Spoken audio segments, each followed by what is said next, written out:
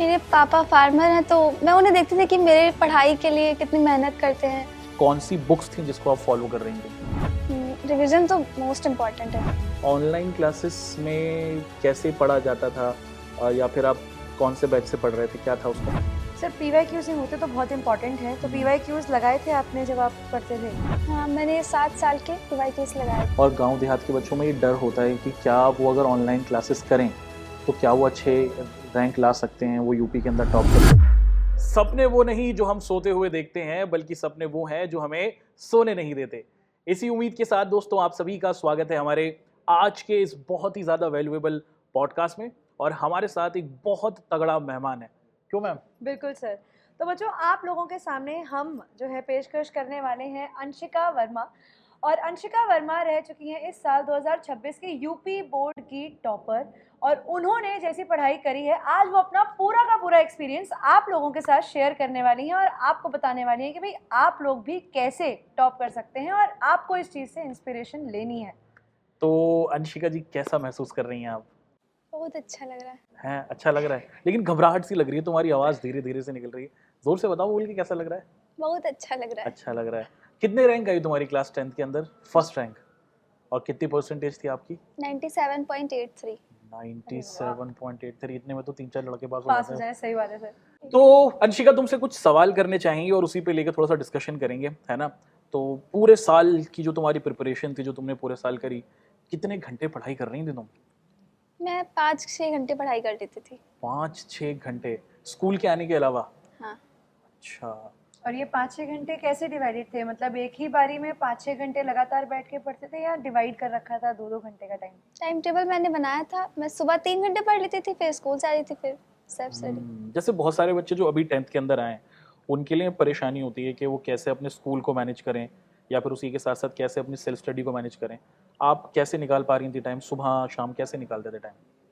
मैं सुबह 4 बजे उठ जाती थी, ठीक है। फिर 3 घंटे पढ़ती थी। ठीक है। 7 बजे स्कूल, हम्म। वहाँ जाओ, फिर स्कूल से आते थे, फिर रेस्ट करते थे। उसके बाद फिर ऑनलाइन क्लासेस, उसके बाद सेल्फ स्टडी। ओह, अच्छा। जैसे कोई बच्चा जो 10th के अंदर आता है या फिर जैसे आप 10th के अंदर आई और पहली रैंक यूपी के अंदर लेकर आई, तो इस प्रिपरेशन में कौन सी बुक्स थी जिसको आप फॉलो कर रही थी? मैंने स्कूल में जो रेफरेंस बुक थी और एनसीईआरटी। एनसीईआरटी को। और एनसीईआरटी पढ़ने का कोई स्पेसिफिक तरीका होता है जो एक टॉपर हमें बताना चाहे कि सर इस तरीके से पढ़ते हैं, क्या लगता है? ऐसे पढ़ लेते थे मैं डेली उसे। कोई ऐसा कोई तरीका नहीं है, मतलब अपने हिसाब से आप पढ़ लिया करते थे? और ये पीवाईक्यूज के जो क्वेश्चंस होते हैं मैम, क्या लगता है उसमें? सर PYQs ही होते तो बहुत इंपॉर्टेंट है। तो PYQs लगाए थे आपने जब आप पढ़ते थे? हाँ, मैंने 7 साल के PYQs लगाए थे। 7 साल 7 साल के PYQs पीवाईक्यूज?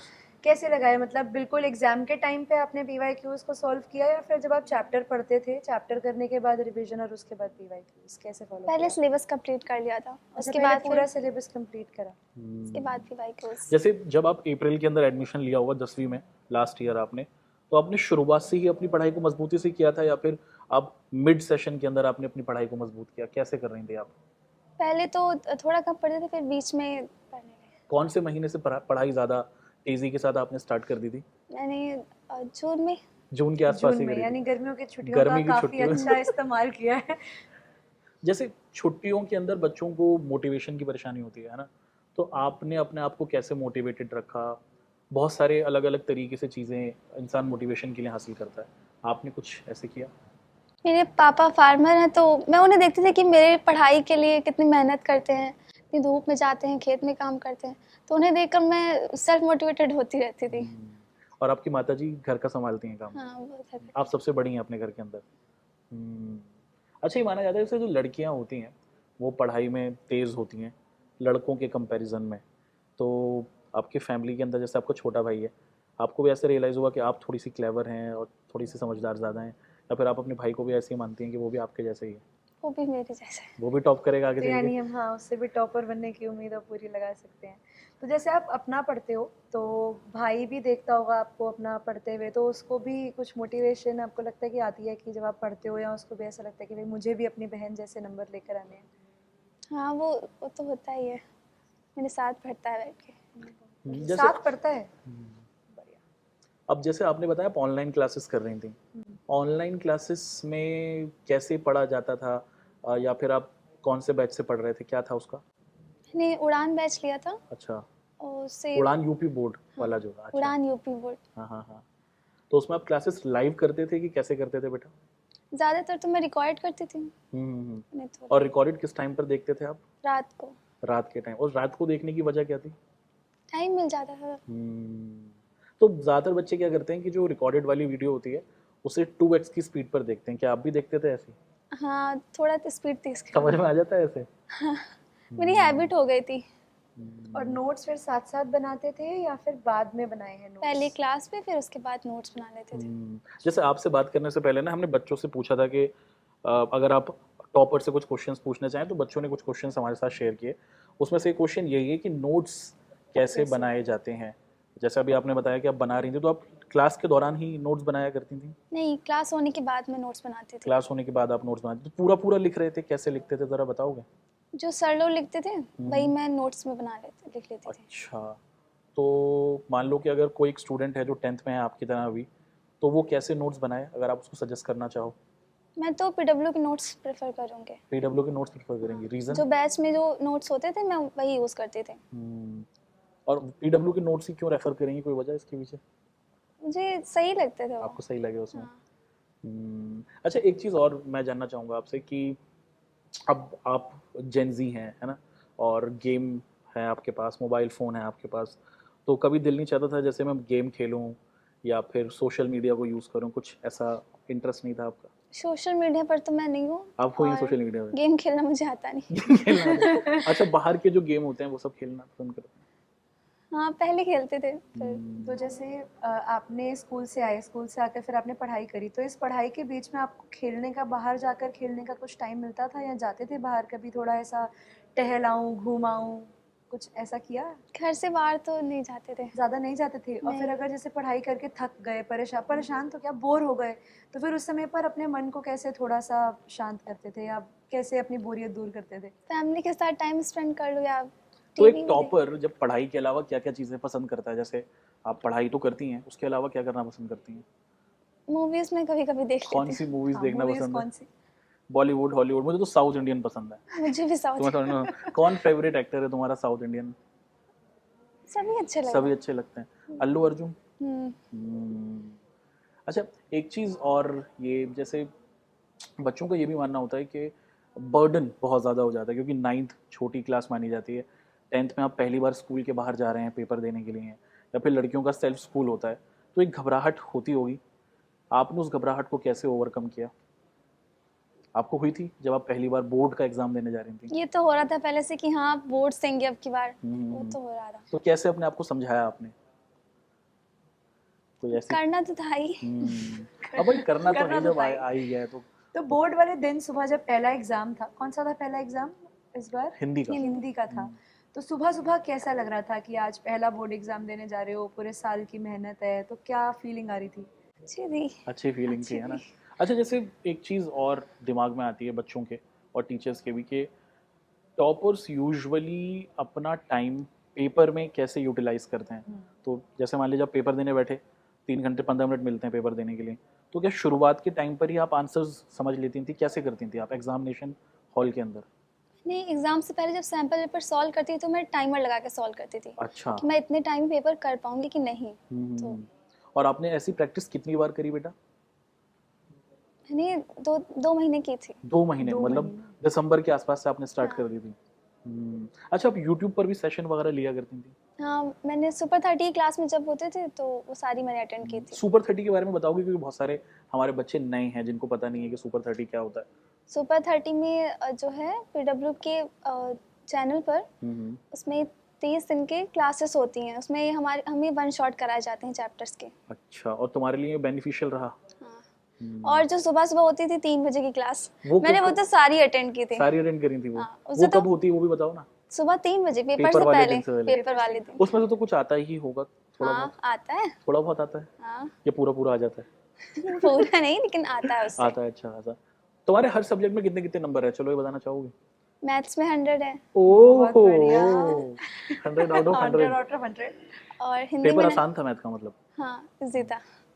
और हिंदी में 99, अच्छा। वाह, इंग्लिश में 98 ओहो, बहुत बढ़िया। और सोशल में 93 93 मतलब 7-8 नंबर मेरे वाले सब्जेक्ट में कट गए। और आर्ट्स में 98। आर्ट्स बोले तो ड्राइंग हाँ, ड्राइंग। 98।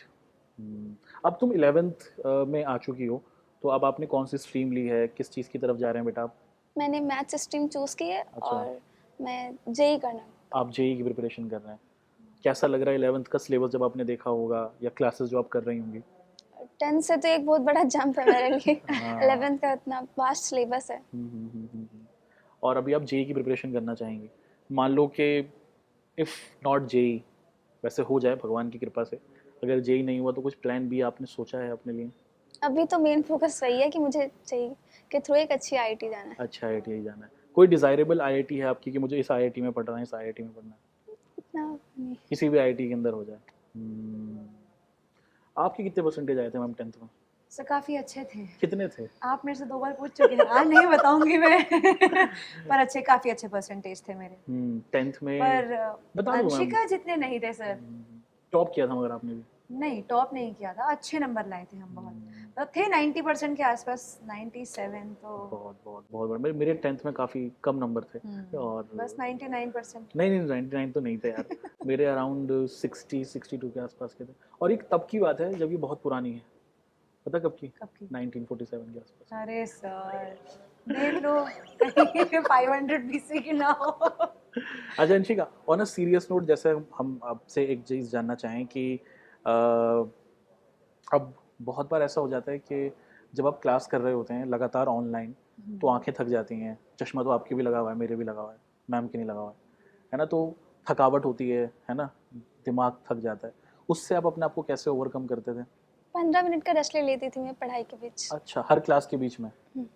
और उस 15 मिनट के बीच में 15 मिनट में क्या करते थे? मतलब म्यूजिक सुन रहे थे, क्या करते थे? म्यूजिक नहीं सुनते थे, बस रेस्ट ऐसे ही आंखें बंद करके। आंखें बंद करके बैठना। अच्छा, बहुत सारे बच्चे जो हमारे यूपी के हैं ज़्यादातर गांव देहात के होते हैं, और गांव देहात के बच्चों में ये डर होता है कि क्या वो अगर ऑनलाइन क्लासेस करें तो क्या वो अच्छे रैंक ला सकते हैं, वो यूपी के अंदर टॉप कर सकते हैं। जैसे लास्ट ईयर यश प्रताप सिंह था, इस साल आप आई हैं, ऐसे अगले साल वो बच्चे होंगे जो हमें अभी देख रहे हैं। तो आप एज ए सीनियर उनको क्या टिप्स देना चाहेंगे कि वो किन किन चीज़ों पर फोकस करना शुरू कर दें जून के महीने से ही? पहले तो डेली टारगेट्स बनाने चाहिए कि पहले तो हमें जोर से बोलना शुरू करेंगे ना।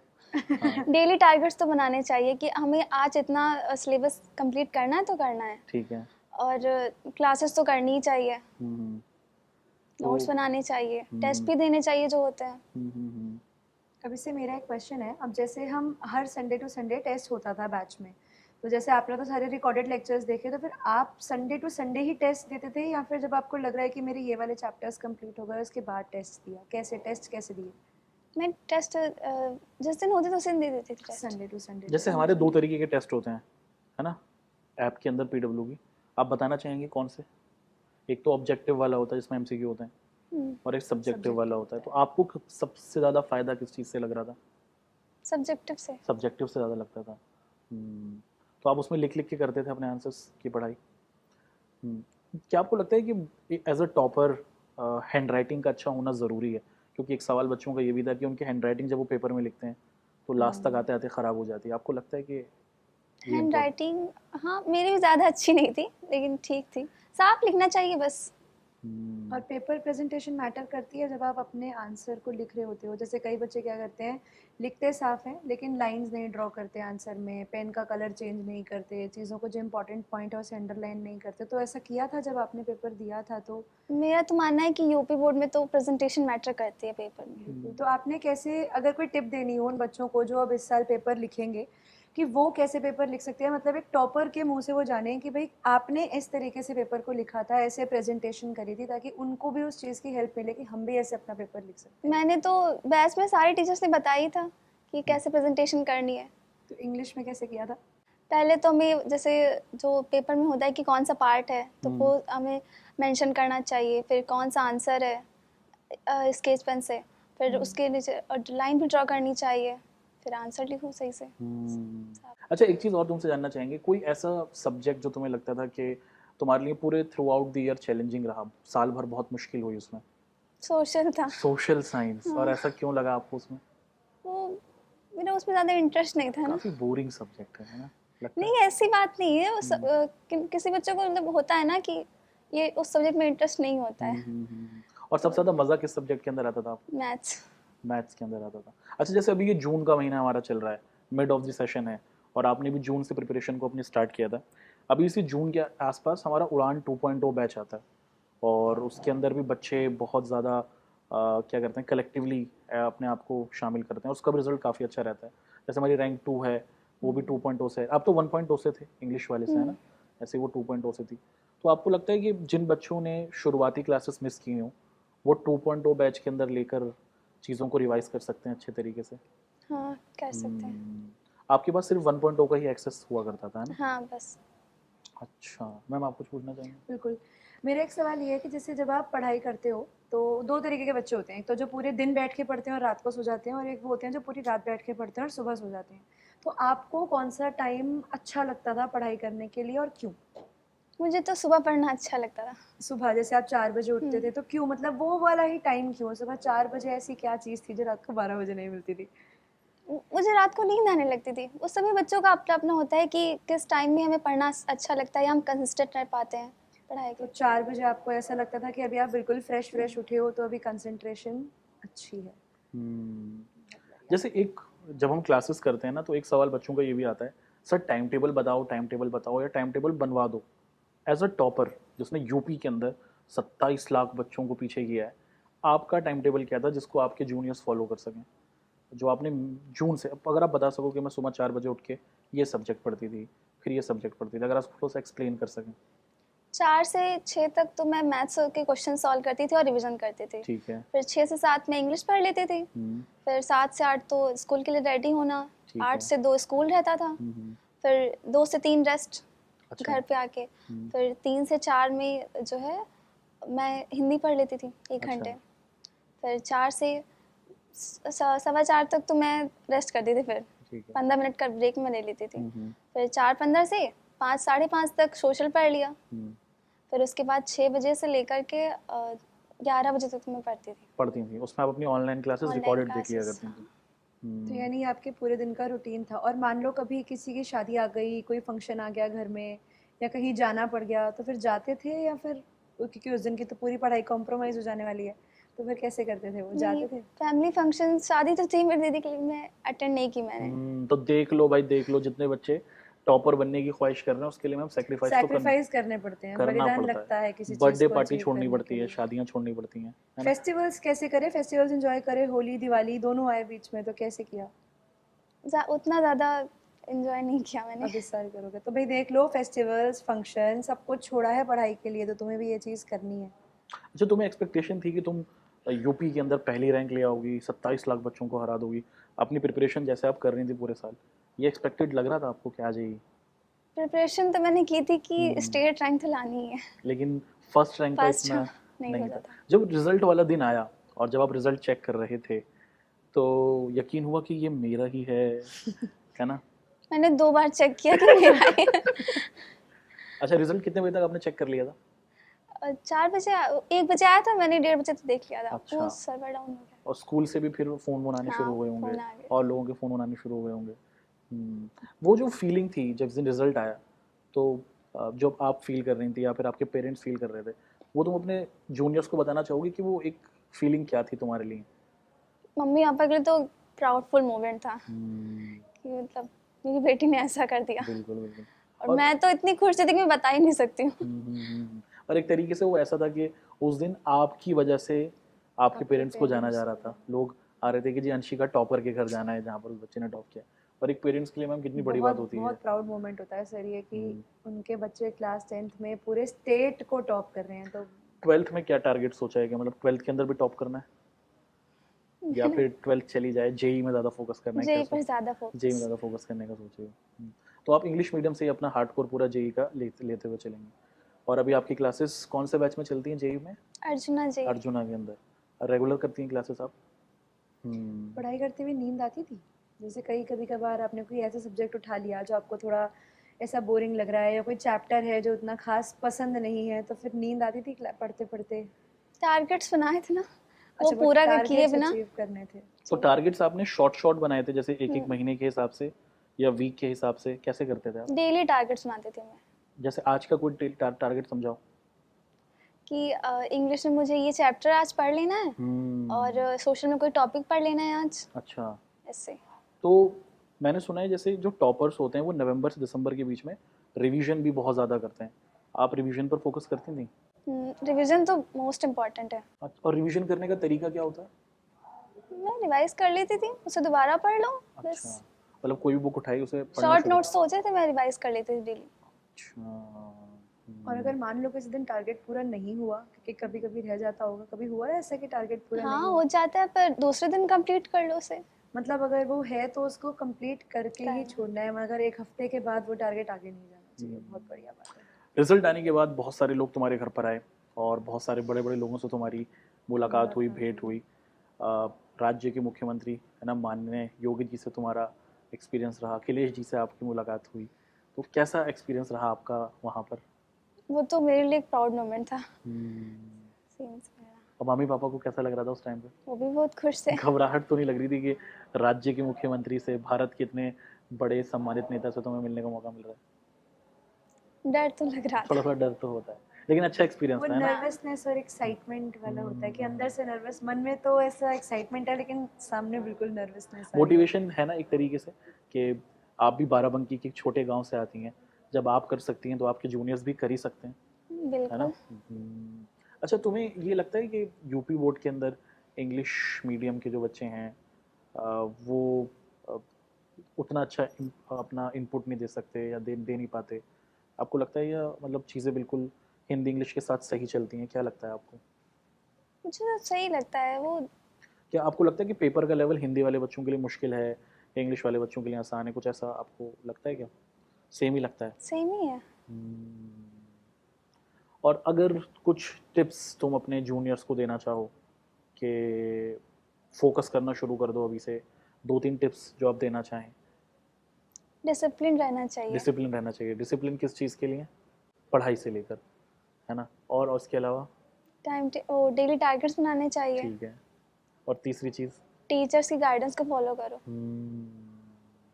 और मुझे लगता है मैम जैसे एक और चीज़ जो हो सकती है कि किसी भी प्रोग्राम को स्किप करो, शादी में, बर्थडे में फंक्शन जाना, स्किप करो, अपने तभी अपने बारे में सोचो और अपने ऊपर मेहनत करो कि be selfish. Ultimately not exactly be selfish but be there for yourself, क्योंकि आपको पता है कि अल्टीमेटली आपको ही पढ़ना है, आपको ही नंबर लाने हैं, तो उसके लिए खुद मेहनत करो। जैसे आपके क्लास के बच्चे हैं, अब क्योंकि पता है कि भाई बच्चा अच्छे में पढ़ने में अच्छे है, तो ऐसा होता था कि क्लास में कोई बच्चे आ रहे हैं आपसे कुछ क्वेश्चंस पूछ रहे हैं कि हमें ये चीज़ समझा दो या हमें ये चीज़ बता दो, मतलब आप कैसे ग्रुप स्टडी के अंदर आपका फोकस ज़्यादा रहा है या हमेशा से सोलो स्टडी करना आपने ज़्यादा प्रेफर किया? सोलो स्टडी मुझे ज़्यादा सही लगती है। देखा? तो अगर आप जैसे तुम्हारे टाइम टेबल को देखते हैं तो उसमें मुझे लग रहा है शायद आप 12 घंटे पढ़ रहे हैं, है ना? ब्रेक्स लेती थी ना मैं। ब्रेक्स ले रहे थे, लेकिन 12 घंटे पढ़ना सच में बिल्कुल नहीं। ब्रेक्स ले लेके 12 घंटे हो रहा था, मतलब अगर देखा जाए 10 घंटे हो पा रहा था? नहीं, अगर कोई बच्चा टॉप करना चाहता है तो क्या उसे 8-10 घंटे पढ़ना ज़रूरी है या फिर 6 घंटे की प्रिपरेशन से भी वो बच्चा कर सकता है? मैक्सिमम 6 घंटे, उससे ज़्यादा नहीं। ये आप स्कूल के अलावा बता रहे हैं। अच्छा, एक बहुत बड़ी परेशानी होती है मैम स्कूल का होमवर्क। बच्चों का सवाल रहता है कि वो स्कूल का होमवर्क कैसे करें, तो आप स्कूल का होमवर्क कैसे मेंटेन करते थे बेटा? स्कूल में मैं कर लेती थी वहीं पर। स्कूल में कैसे करते थे? हम रुकते थे थोड़ी देर। खाली पीरियड के अंदर कर लिया हाँ करते थे? कर लेते थे। वाह! तो भैया मतलब जितने पहले से ही चीज़ें दिमाग में प्लान थी कि घर जाके मेरे पास ये रूटीन है, मुझे इतना पढ़ना है, अभी मुझे स्कूल में होमवर्क ख़त्म करना है।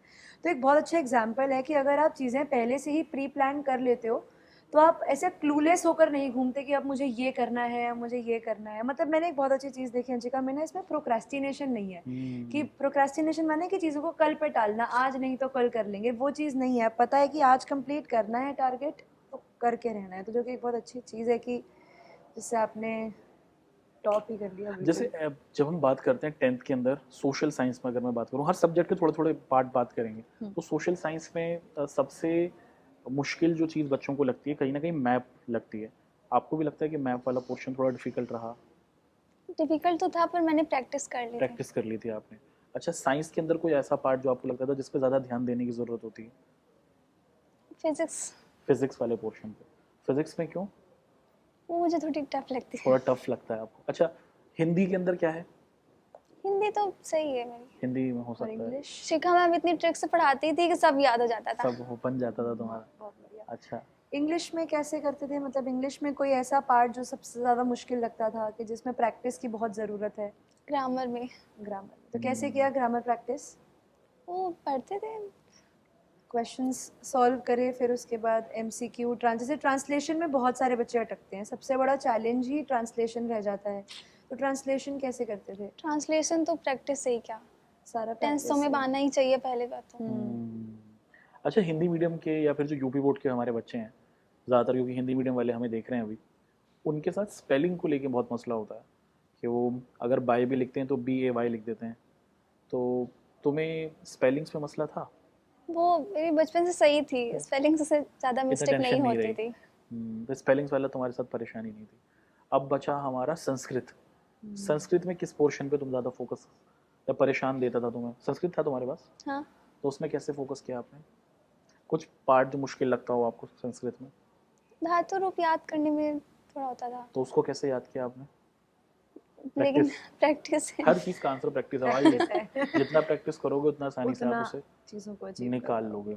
मैथ्स में 100 में से 100 लाई हो आप। क्या क्या राज है 100 में उस से दिन 100 लाने पेपर का? आसान आ गया था, या उस दिन तुम्हारा दिमाग एकदम से बड़ा हो गया था और तुमने हर आंसर सॉल्व कर दिया? क्या हुआ उस दिन ऐसा? क्वेश्चंस उसमें ज़्यादातर तो मेरे जो रिपीटेड ही थे, अच्छा, रिपीटेड ही आए थे, और रिपीटेड मतलब लास्ट ईयर से?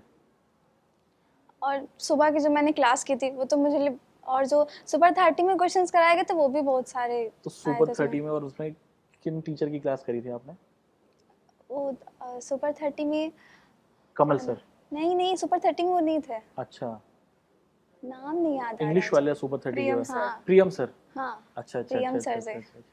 तो पूरा पूरा आपका उसमें से छप गया था। हम्म, गुड, बहुत बढ़िया, बहुत बढ़िया। बहुत अच्छे। आपके जीवन में सबसे बड़ा सपोर्टर कौन रहा है? मतलब अगर हम थोड़ा पढ़ाई से हटके थोड़ा पर्सनल एज अंशिका को जाने, तो जीवन में सबसे ज़्यादा सपोर्ट किसका रहा है? मतलब अपने घर के साइड से, टीचर्स के साइड से, फैमिली के साइड से, जिन्होंने वो मोटिवेशन दिया कि हाँ मुझे कुछ करना है? Mummy papa. Mummy papa. उन्होंने कभी किसी चीज़ के लिए, जैसे अब तुम्हें मैथ्स लेना था तो उनकी तरफ से कोई प्रेशर नहीं था कि आप कुछ और ले लो, मैथ्स मत लो? मतलब जैसे कभी कभी पेरेंट्स का भी एक आइडिया होता है, उनके मन में भी होता है कि हम ये चाहते हैं कि हमारा बच्चा कोई पर्टिकुलर फील्ड ले और उसमें आगे बढ़े, तो मतलब कुछ पेरेंट्स की तरफ से भी था या फिर उन्होंने बोला कि जो तुम्हें पसंद है वही करो? उन्होंने यही कहा कि तुम्हारा जो सपना है तुम उससे अचीव करो बस। और आपका सपना इंजीनियर बनना? जैसे अंशिका, हम देखते हैं ना कि आपकी एज में जो बच्चे होते हैं उन पर प्रेशर होता है अपने आसपास के साथियों का भी, कि जैसा वो कर रहे हैं आपको भी वैसा करना है, ताकि ताकि आप उस ग्रुप में हो सकें। तो आपके स्कूल में या फिर आप जब अपने आसपास रहती थी, आपके साथ कुछ ऐसा एक्सपीरियंस था कि आसपास के लोगों को कुछ? क्लास में तो था, क्लास में हुआ करता था, कैसे? 2 स्टूडेंट्स थी वो, हम तीनों में कंपटीशन चला करता। कंपटीशन चला करता था, तो आपने उनको फाइनली सबको पीछे कर ही दिया है। उनकी ये भी रैंक पॉजिटिव हाँ, पॉजिटिव हो रहा, कंपटीशन का एग्जांपल है बहुत बड़ा। मेरी क्लास पे फर्स्ट सेकंड थर्ड तीनों रैंक है पूरे यूपी से? मेरी, जो जिनमें कंपटीशन रहता था वही। वाह, गुड गुड। अब तुमने 10th में अच्छी रैंक ले आई, अब आप 11th में अपनी प्रिपरेशन कर ही रहे हो, जेई की प्रिपरेशन आप कर ही रहे हो। अगर मान लो कि तुम्हारी फर्स्ट रैंक नहीं आई होती तो तब भी तुम जेई की तरफ ही जाती? ये तुमने सोच रखा था आपने? Yes sir.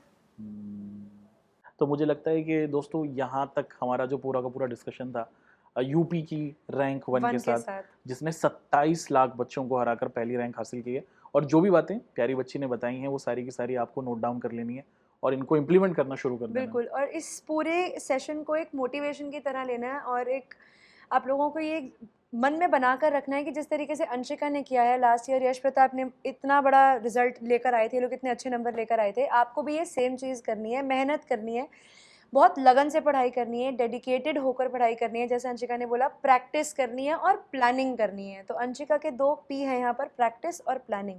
पहले प्लान करो और फिर उसको प्रैक्टिस करो, तो यही चीज़ आपको भी फॉलो करनी है। इस चीज़ को एक मोटिवेशन और मैनिफेस्टेशन की तरह लो कि जिस तरीके से अंशिका ने इस बार इतना अच्छा रिजल्ट लाया है और वो यहाँ पर हमारे सामने बैठी है, तो आप लोगों को भी बिल्कुल ऐसे ही पढ़ाई करनी है ताकि ये मौका जो इस साल अंशिका का है, ये मौका आपको अगले साल मिल सके, अगले साल तुम कैमरा के उस साइड से निकल के इधर आ सको। तो मिलते हैं आप लोगों से अपने किसी और वीडियो में किसी और टॉपर के साथ, और उनकी जो पूरी लाइफ जर्नी होगी, उनका जो एक्सपीरियंस होगा वो आपके साथ ज़रूर शेयर करेंगे। जय हिंद, धन्यवाद।